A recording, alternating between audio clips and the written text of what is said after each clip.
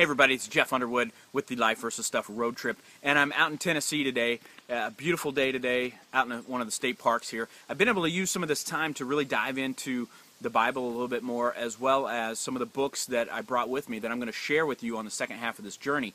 Now, the first half of the journey, I was really taking time to visit with nonprofits along the way to talk to them about, what they're doing to make a difference here in the States as well as overseas, and they're doing some amazing things. I'm going to be visiting a few more nonprofits on the second half of this journey, but the majority of the time I want to spend talking about kind of something I'm wrestling with as far as what does it look like to be a Christian in America? What does it look like to say that I'm a follower of Jesus Christ? Do I look the same as everybody else in society, or does a Christian look different or live differently than those around him? So I really want to dissect this and dive into it, and that's what I'm going to do with some of the books that I brought with me, as well as what the Gospels say. So I feel like if we're going to call ourselves Christians and followers of Christ, then we need to understand what that means as far as how we live our lives every day. You see, I don't think that it's just that we prayed a prayer or we got baptized. Those are great things, and those are things that we definitely need to do. But I think there's more to being a devoted follower of Christ than just saying, okay, I said the prayer, now I have my free ticket to heaven.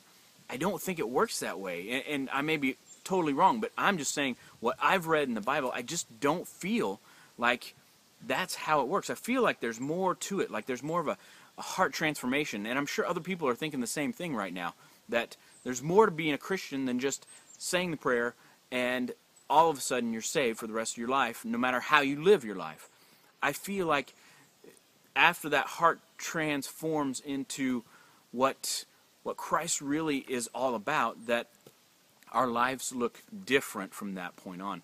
So the first book I want to share something from today is a book that was given to me by my parents. My mom and dad gave me this book. They were given it by their pastor.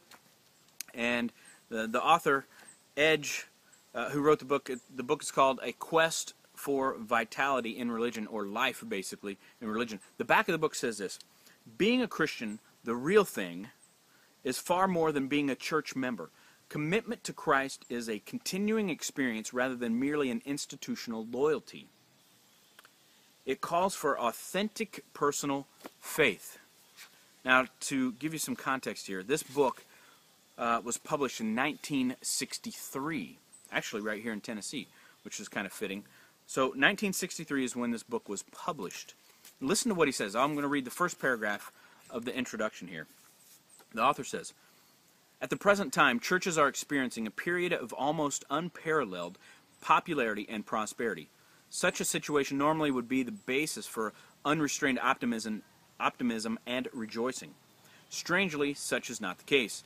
Many thoughtful religious leaders and mature Christians evidence a growing uneasiness and concern. In spite of plush church buildings, growing membership, and many vigorous activities that are carried on within the churches, something is seriously wrong with modern Christianity. Something is wrong at its center, or its core. It is in danger of losing its life and dynamic."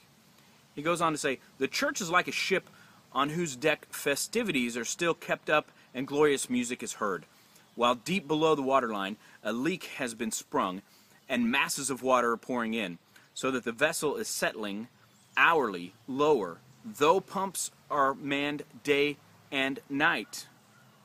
If this is true, our problem is no minor matter. For those of us who have given our lives to God, this strikes at the very center of our existence. We do not want to let the church die in our hands, nor by our failure do we want to contribute to its failure. Therefore, this book is written as a call to those who are concerned." Folks, this was written or published 1963.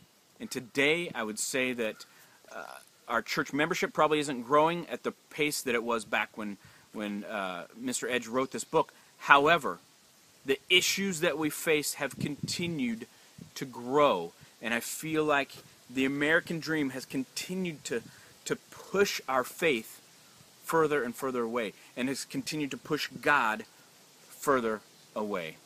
I hope that you will follow along on the second half of this journey. Take care. Have a fantastic day.